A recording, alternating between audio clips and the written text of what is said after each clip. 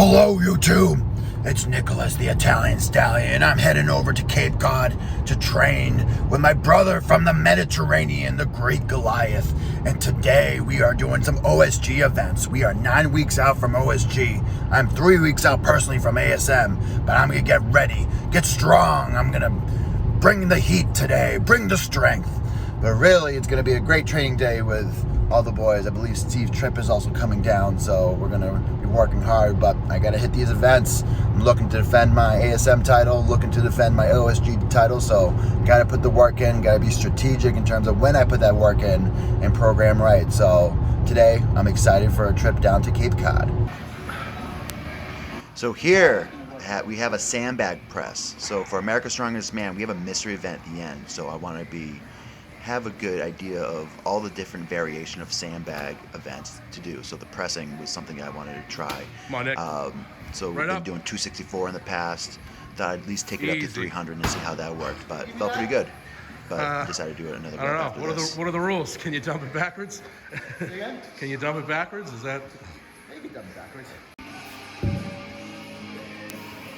Here we have the Great Goliath. So he's getting ready. So OSG, he's been having that on his calendar all year. So he's really ready to bring a big show. So practicing on some circus dumbbell.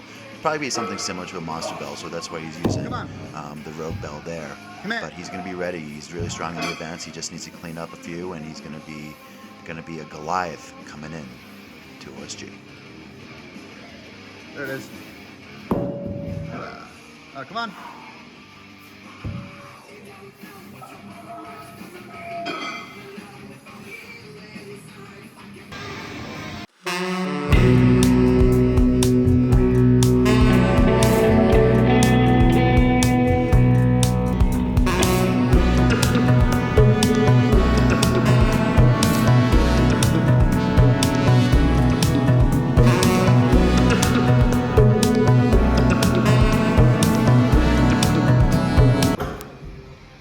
So the Viking press is going to be a fun one at OSG. Usually I think when it comes to Viking press, the person that has the best strict and push press is usually going to do pretty well.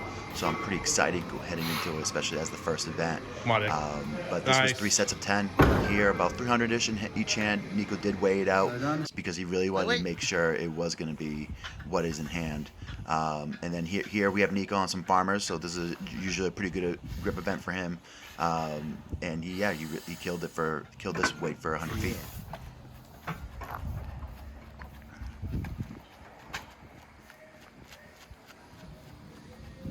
Come on out.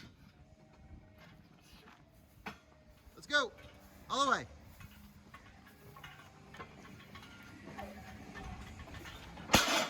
Oh, easy money. How you feel? Almost tripped on that pig. How's it feel? Feels good. Feels good. The knurled handles bite for sure. Hey Nico, you know what they say about lifted trucks? They're high off the ground. They are.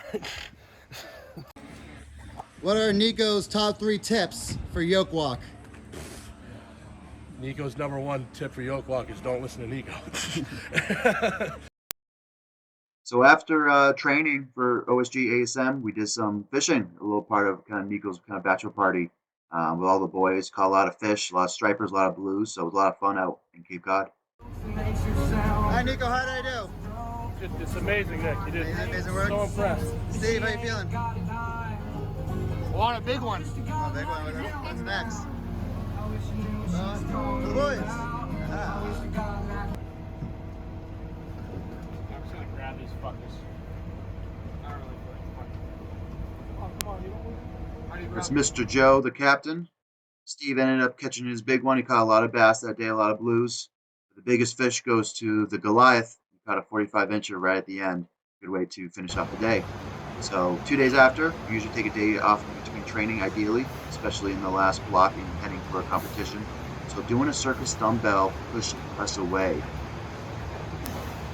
So this is my first time testing out a push press away when it comes to working on a max circus dumbbell.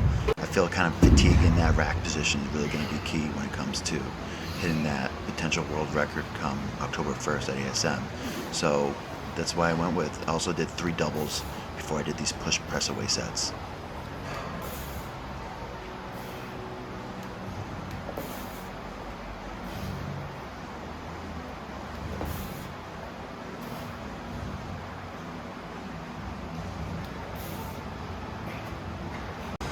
Nicholas Camby. What are we doing on the YouTubes today? On the YouTube, we're going 2 thrusters, 3 push presses. We're getting ready for a heavy dumbbell and heavy Vikings press, so this is going to be a good builder. And then this is my second set, so I'm going to crush it. He's already got the confidence. He's been through this before. This ain't his first rodeo.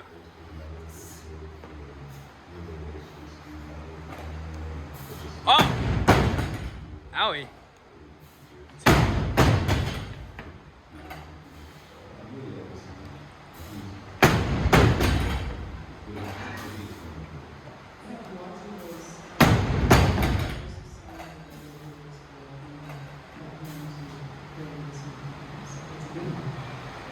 Okay, don't drop it on me.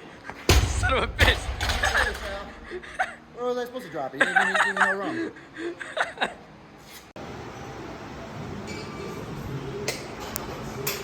Another 2 days down, so that Wednesday hitting up a deadlift day. So I have a side handle car deadlift, so I've been doing a lot of trap bar deadlifting.